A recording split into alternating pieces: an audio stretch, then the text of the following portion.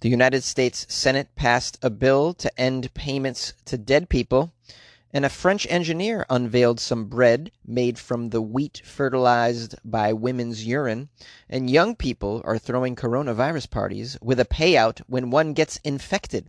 These are the weird stories for Tuesday. This is Weird AF News, your favorite daily weird news podcast, the only daily weird news podcast hosted by a comedian recording inside a closet because, well, what can I say? Life has been good to me. Let's do it. You're listening to Weird AF News with your host, JONESY. So listen up. The United States Senate passed a bill to end payments to dead people. Way to go, U.S. The Senate passed a bill last week that would mandate that the federal government stop paying dead people. I didn't know dead people had bank accounts. Aren't you supposed to close the dead person bank account? I thought so. When I'm dead, you better close my account, take out that money, and I want you to go to the strip club and have a good time, everyone. This legislation was introduced by a couple of senators. One was a Republican, one was a Democrat. I call them political entities because you can't really refer to them as human beings. This was after a government audit from the Accountability Office that found that the IRS, those dummies, sent out $1.4 billion in stimulus checks to deceased individuals. Yeah, so now you're going to make a law that dead people can't get money. So dumb. It's not like we can even use common sense anymore. We need laws for every little damn thing. Because we're so stupid in the U.S. Oh, wait till you hear the name of this act that they're passing. It's hilarious. It's called the Stopping Improper Payments to Deceased People Act. Stopping Improper Payments to Deceased People Act. Yeah, it's right next to the Stopping Improper Payments to Dolphins Act, because apparently we were paying dolphins mistakenly as well. No, I made that up, but imagine. It's not far-fetched and out of the realm of possibility that we would be paying dolphins. What happened to your tax refund? I don't know. They sent it to a dolphin off the coast of California. You know how our government can be, so fickle. Now, the question here is how many? You're wondering, right? How many dead people did they send money to? How many? Well, 1 million. Over 1 million dead people. Nice job, guys. Got no money for books and schools, but we'll just give a bunch of dead people billions of dollars. Real smart. Hey, everybody lining up to live in the U.S. Easy, okay? We got plenty of people already that enjoy it here. And by the way, if you happen to be a dead person, you should totally live in the U.S. because, you'll be the richest dead person around. You just get free money plopped right into your bank account after you're dead. You don't even have to work for it. You don't even have to be alive for it. And now it says here the U.S. government is attempting to recollect those payments that were sent to dead people. Good luck with that. Last I checked, dead people don't answer the phone. Here's a quote from somebody. Simply put, this is unacceptable. Yeah, you're right, sir. Who are you? It seems as though Treasury did not take the steps needed to prevent these improper payments, and further, as reported by the GAO, components of the Treasury Department responsible for the payments do not even have access to the most up-to-date information about deceased persons available in the federal government. Wow, you mean the federal government database is not updated? Wow, what a big surprise. Oh, yeah, so let's not update the federal government with who's alive and who's dead and then try and collect taxes and send out stimulus checks. Real brilliant. Now, the Treasury's recent improper payments are egregious, we all can agree, in size and scale. But not surprisingly, the government has a long history of issuing checks improperly to dead people. A 2018 Inspector General audit of the Social Security Administration, for example, revealed the agency issued benefits checks totaling $40 million to 500 dead people in 3 states. Just millions of dollars being thrown around. Unbelievable. These sorts of infrastructure errors are the result largely because of poor coordination between agencies that track death records and those that issue financial benefits. Wow, 2 people that should probably have a conversation. The Treasury Department, for example, does not have access to the federal government's death database. Why? Why don't you have access to the death database? That seems like some information the Treasury Department could use. After all, they're the ones signing the checks, right? Apparently, they can't double check whether individuals receiving checks are still alive to cash them. Brilliant. Who's in charge here? Oh, the dummy over there? Well, don't worry, guys. No fear. We've got it all under control over here in America because the new act, the Stopping Improper Payments to Deceased People Act, will address this problem. Yeah, we needed an act to get this together. An act. Oh, goodness. No, no one could have just, made a phone call and had them turn it on. Hey, could you turn on your database for dead people? Because we got to cut some checks. Could we get access to that? It's probably like a Google Doc that you could easily hack, I'd imagine. How many checks were issued to Bugs Bunny? That's what I want to know. Stupid government. Yes, the government will want you to know that they've just voted on the new act. It's called Stopping Improper Payments to Cartoon Characters Act, because that's what we need around here. No, in all seriousness, this bill is attempting to improve the quality of our nation's death records. For example, this is going to make your head spin. It mandates that Social Security Administration screen for, quote, extremely elderly individuals because they got a problem with this. A 2015 report identified 6.5 million people over the age of 112 years old listed as living in the Social Security Administration's database.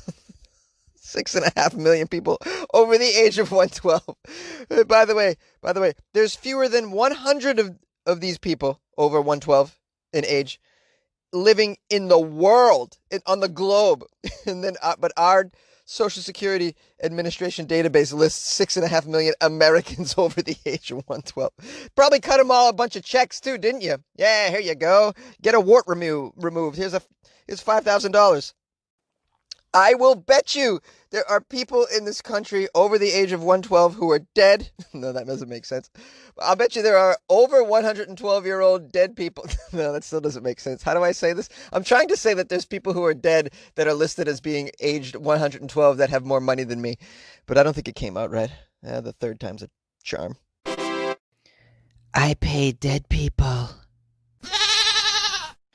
A French engineer unveils a bread made from the wheat fertilized with women's urine. Yeah, baking up some lady pea bread. Anybody want to try the lady pea bread? A French engineer unveiled a bread made from wheat fertilized with women's urine that was collected from, of all places, public toilets. Oh, I don't know if I want public toilet lady pea bread. I want a select group of lady pea in my bread. The public toilets, I mean, you're going to get all walks of life, and some of those women they're not cleansing themselves correctly. You're going to get some street people in those public toilets. I don't want street lady pea bread. Jokes, guys, jokes. What's the name of this bread? Oh, it's called Goldilocks. That's a great name for lady pea bread. Louis Reguet is the person who baked this bread. She aims to break taboos over excrement by creating a food system that recycles waste. Good idea. We should be recycling waste. We should be composting. We should be cutting down on waste all over the world. I agree. This is a great idea. I don't know how I feel about eating lady pea bread, but, I like where they're going with it. This lady also asserts that using human urine, which is used to create fertilizer spread on crops as they grow in the fields, could be a valuable process for cutting costs and boosting crop yields. Yes, you could boost your yields. I love that word. Yes, I would like to boost my crop yields. Could I borrow some of your urine, m'lady? The urine is collected from female urinals set up in the 14th arrondissement of Paris. What is an arrondissement? Does that mean a neighborhood? A district? It's in Montparnasse. Did I say that right? Should I stop with the French words? Probably. Urine is a great fertilizer, this lady says. She spoke at a conference on urban architecture. It's the perfect stimulant for crops. It's a neglected liquid. It's neglected. Usually it's dismissed as a waste product, but actually it's packed with nutrients and should be treated like a gold mine. It's ideal to replace chemical fertilizers and avoid the pollution that they cause. I agree. Get rid of those chemical fertilizers. Come and pee on my crops. This is Mrs. Raguet the engineer, explained that while plants normally take nitrogen, phosphorus, and potassium from the soil, these nutrients also pass through the human body and emerge at the other end as well. People do not really know what is going on behind the toilet. Everything must disappear as if by magic. Everything is hidden, she says. When you pee in water, treatment plants remove these nutrients.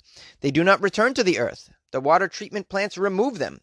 The system is not circular. It should be. It should go back into the soil, back into the bread that you're going to eat. Make a BLT. A Lady P BLT. Ooh, I make the best Lady P BLT. This is stupid. Now, Mrs. Raggett has dubbed her toilet the pee and grass, or PP fertilizer. The challenge for our society is to collect urine as soon as it leaves our body, she says, adding that urine is safe, unlike feces, which contains a lot of bacteria. Ooh. So if you poop in your fields, you could be bringing bacteria to your crops, apparently, that maybe you don't want. But go out and pee. Pee right on your corn. Pee on your spinach. Bountiful amounts of pee for our bread. Human urine is a rich source of nitrogen, all those things. It's also sterile when expelled from the body. So many benefits, so many benefits. I'm wondering if you guys would give this pea bread a try, the Lady Pea bread. Lady Pea loaf.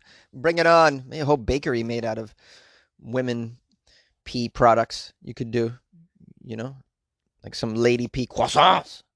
Did I say it right? Croissant.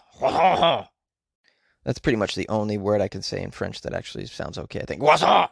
Lady Pea croissant! Young people are throwing coronavirus parties with a payout when one of them gets infected, officials say. This was a story that cropped up over the weekend that was really alarming to me. I don't know if you guys saw it, but apparently some people in Alabama, young people, college types, I imagine, throwing COVID-19 parties, which is a disturbing competition where people who have coronavirus attend the party, and the first person that gets infected receives a payout. I don't know how they figure out who the first person is infected. Do they all go get it? Are they testing at the party? How do you do this? I can't even believe I'm asking that question. I don't even want to know. I don't want to know. Why are you doing this? You're dumb. The parties are being held in Tuscaloosa, Alabama. My goodness, get your act together. I'm going to tell you right now, when I travel in Asia, I don't tell people that Alabama is part of the U.S. I tell them it's a different country. Yeah. The parties in Tuscaloosa, infected people are urged to attend so that others can intentionally contract the virus. Who's attending the party if you're infected and everybody knows it too? You get like a party invite and they're like, please come. You're like, no, I'm infected. No, please come. No, I can't. I'm infected. No, please, we want you there. Oh, all right, I'll go. I mean, are you paying these people that are infected to go? Or they're just assholes too? Is that it? This is crazy. Apparently, this is very organized. They sell tickets to this event. The first person confirmed by a doctor to have coronavirus after the exposure wins the money made off the ticket sales. This is according to Fire Chief Randy Smith during a presentation to the city council, letting everybody know what the kids are doing.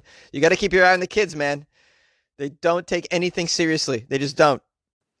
The report says over the past few weeks, there have been several parties in the city and surrounding areas, and probably more that officials don't even know about, the chief added. Somebody with the last name McKinstry was pretty upset about this. Some city councilor probably talks like this. It makes me furious. Furious, I tell you.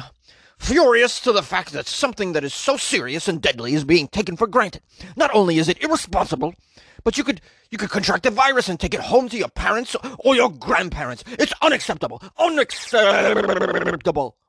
That was my impression of McKinstry, the city council member. The city's working very hard to get the word out, trying to break up these parties. It also passed a mask ordinance this week that just went into effect. This is not political. This is a public health issue. People are dying. There is no cure. We have to do whatever we can to save as many lives as possible. That means breaking up these coronavirus parties. What makes you attend a party like this? Are you just a dummy? I came across another article here that says young adults think that they are invincible and are becoming increasingly infected by the coronavirus. This is according to Governor Gavin Newsom, the governor of my wonderful state of California that is getting slammed with COVID-19 cases. Slammed! It's really crazy. I'm afraid for my life. I really am. Governor Newsom says the amount of cases hitting California was due in part to younger people who might believe that they are invincible, but also are becoming sick. These are younger adults who Newsom called the young invincibles. Like they're like superheroes. It's because of those young invincibles who are testing positive for the disease. These young invincibles. Apparently, these people think that they are invincible, but don't feel it's going to impact them. And if it does, it's not a big deal, said the governor. And that's why he said he's made moves to strengthen public health orders, such as ordering many of California's most populous counties to shut down bars and indoor restaurant dining rooms as hospitalizations have increased. Yeah, you're going to have to shut down these frat houses, too. I'll betcha. Where are the young people fraternizing these days? You need to shut those places down. What is it, paintball? What are these kids doing? Shut them down. The trend in Southern California, LA County specifically, is that younger adults are being increasingly infected. By the 4th of July, almost 50% of all new cases occurred among young people, which are being categorized as adults 40 and younger, said Barbara Ferra, the LA County Director of Public Health. Whereas in the early stage of this, in April, the age group of younger people only made up about 30% of new confirmed cases. The article goes on and on with the reasons that they believe that young people are catching it in Southern California. Not once do they mention the COVID parties. I guess we're not. I mean, we got some degenerates here in Southern California, but I guess nothing like Alabama. The coronavirus parties are proliferating over there. I don't condone you going to any of those parties. In fact, I don't condone you really going to any party right now. Stay away from parties. I went to a 4th of July gathering. I wouldn't necessarily call it a party. There was probably about 14 people. I was nervous with the 14 people. That was 14. I thought that was too much. I thought there'd be 10 or less when I went there. I was like, there probably won't be that many. But no. There was nothing to do on 4th of July for people because the city wasn't lighting off fireworks, so your typical thing wasn't happening. We had some fireworks. Yes, we did. My friends and I poured some money into a whole cachet of fireworks, and we had about 14, 15 people that showed up to watch the damn things, and I was very, very nervous. I wore my mask, and I tried not to talk close-faced with anybody. And I stayed sober, for sure, because I knew if I got sober, I'd whip that mask off. Maybe this is an issue, too. Young people, they're out. They think they're invincible, partly because they're young, and partly because they're wasted. They're on the, they're on the booze and whatever chemicals they're coming across, And they got that stimulus check, so they're getting better chemicals than they normally get. You got that extra money rolling in. Yeah, if they didn't give it to the dead person. Just be careful, guys. Be careful. Don't hang around young people. That's my advice. Young people. You like podcasts? You're listening to my podcast. Maybe you thought to yourself, I'd like to make a podcast. Too difficult. No, not with Anchor. Anchor has free creation tools that allow you to record and edit your podcast from your phone or your computer. Anchor distributes your podcast to Apple, Spotify, Stitcher, and more. They have advertising integration, so you can even make a little money off your podcast. Everything you need to make a podcast in one place. Download the free Anchor app or go to anchor.fm to get started. And good luck with your podcast. Good luck with your creation. Good luck with your life, man. Yay! You can't spend your stimulus check in heaven. No, you can't. Hey, guys, this is Jonesy. I'm making up songs, and they're terrible. I want to thank Laura Jane, who joined the Patreon. I got the email this morning, and I was very pleased. Laura Jane. You ever heard that song, Sweet Jane? Who sings that song? I like that song. I think isn't it on the soundtrack, the movie soundtrack to Natural Born Killers? Sweet Jane? I think it is. Oh, anyways, Laura Jane, you're sweet. You're so sweet, Laura Jane, for joining the Patreon. You make me smile inside. If my belly button could grin, it would grin for you. That makes no sense at all. Why did I say that? Because I'm highly caffeinated, which is exactly how I'm going to spend your Patreon money, Laura Jane. I thank you. You're keeping me highly caffeinated, which keeps this Weird AF engine running. It's running all right. It's running in a closet. Seriously, thank you so much for joining the Patreon. I appreciate it. Is that drilling going on behind me? Stop the drilling! Oh my goodness, I need a studio. Got more patrons! I need more patrons! Jonesy needs a Weird AF studio. Yes, we do. What was I going to say? Oh, you guys can join the Patreon, as Laura Jane did, by going to patreon.com/weirdafnews. You'll appreciate it. You'll be putting money into a fund that's going to grow Weird AF News and keep me caffeinated. You know, this is what's happening. And I'm so grateful for all my patrons. We have a nice little crew of quality citizens in there. The type of people that would not attend a coronavirus party. I'll tell you right now, these are good people. They're good people, I tell you, they're good people. Patreon.com/WeirdAFNews. Check it out. Download my comedy album for free. And the video of me playing guitar, which I'm going to upload a little bit later today. Playing guitar and singing. Yes. What? That doesn't entice you? What, do you don't think I can play? Is that what you think? I'll show you. Oh, man, I'm out of my mind today. I want to thank everybody who reached out to me. You know who you are. Who sent me videos and wishes and reviews. All the things that I get on a daily basis that make me feel like life is worth living. So thank you. You can reach out anytime. Instagram.com.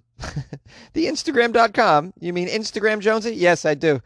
I'm out of my mind, though, right now. I need more sleep. So it's Instagram @FunnyJones, Twitter @FunnyJones, and on Facebook it's Comedian Jonesy. My email's funnyjones@gmail.com. It's the Gmail, you know the one.